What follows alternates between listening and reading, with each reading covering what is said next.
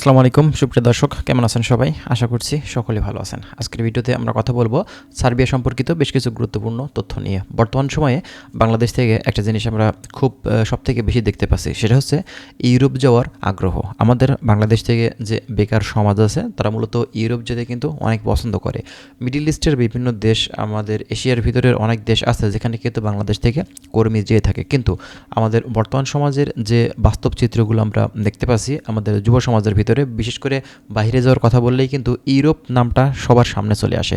তো এই ইউরোপের কথা বললেই কিন্তু আমরা দেখে থাকি যে সেনজেন যে কান্ট্রিগুলো থাকে, সেন্ট্রালের যে উন্নত কান্ট্রিগুলো থাকে, যেমন তা Italy, German, France, Portugal, Spain, ভালো ভালো যে দেশগুলো আছে এখানে কিন্তু আমরা সহজে ঢুকতে পারি না। কিন্তু আমরা একটু চেষ্টা করলেই, একটু ভালো মাধ্যম পেলেই কিন্তু নন সেনজেন কান্ট্রিগুলোকে আমরা কিন্তু টার্গেট করে যেতে পারি, যেখান থেকে আমরা ভবিষ্যতে দেখা যায় যে আমরা সেন্ট্রালের দিকগুলোতেও কিন্তু মুভ করতে পারবো বৈধভাবে বা অন্যান্য সিস্টেমে। তো এরই ভিতরে বলকানের একটি দেশ যেটা হচ্ছে সার্বিয়া। এই সার্বিয়া দেশটিতে কিন্তু আমাদের বাংলাদেশ থেকে প্রচুর বাংলাদেশি অলরেডি সেখানে গেছে, বিভিন্ন সেক্টরে কাজ করছে অনেকেই, এবং অনেকেই সেখান থেকে বৈধ অবৈধ বিভিন্ন সিস্টেম দিয়ে কিন্তু সেন্ট্রালের দিকে মুভ করেছে, এই ইতালির দিকে।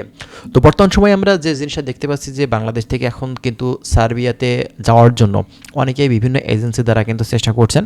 অলরেডি অনেক এজেন্সির কাছে ফাইল দিয়ে রেখেছেন, অনেকে চলে গেছেন, অনেকে ঝুলে আছেন, এখন পর্যন্ত যেতে পারেননি। 2026 সাল আমাদের জন্য কেমন হতে পারে দেখেন। 2026 সালে আমরা যতটুকু হিসেব নিকেশ করে বুঝতে পারছি, ইনশাল্লাহ গত বছরের তুলনায় 2025 সালের তুলনায় 2026 সালে আমরা কিন্তু অনেকেই এই দেশটিতে যাওয়ার সুযোগ পাবো বিভিন্ন সেক্টরে।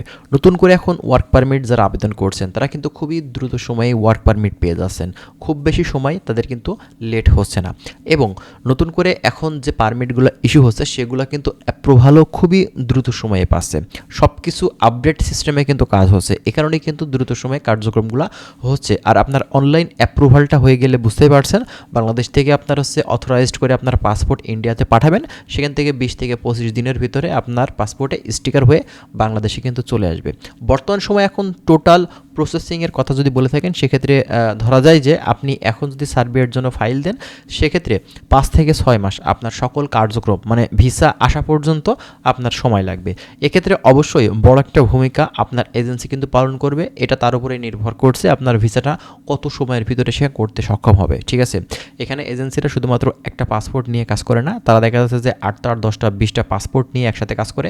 এ কারণেই অনেক সময় দেখা যায় যে এই গ্রুপিংভাবে কাজ করতে গিয়ে আপনার ভিসাটা আসতে গিয়ে কিন্তু লেট হয়ে যায় অনেক সময়। ঠিক আছে, এর ফার্স্ট যে কারণ সেটা হচ্ছে আপনার ওয়ার্ক পারমিট ইস্যু করা।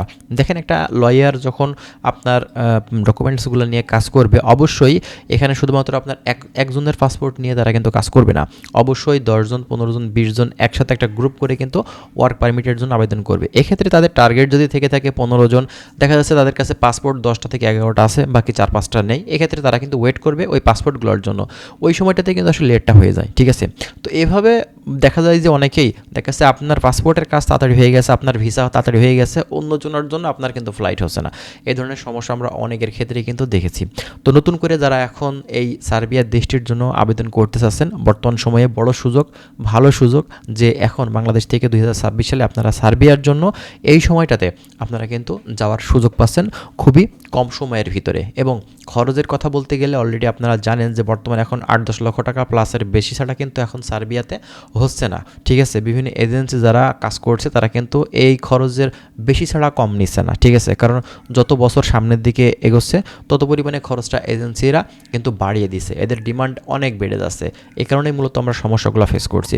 যাই হোক, আমরা ধাপে ধাপে স্টেপ বাই স্টেপ আরও অনেক ধরনের তথ্যগুলো আপনাদেরকে দেওয়ার চেষ্টা করব। অবশ্যই আপনারা ভালো থাকবেন, আমরা নেক্সট টাইমে আরও সার্বিয়া সম্পর্কিত বিভিন্ন ধরনের তথ্যগুলো আপনাদেরকে দিয়ে দেবো। ভালো থাকবেন, আল্লাহ হাফেজ।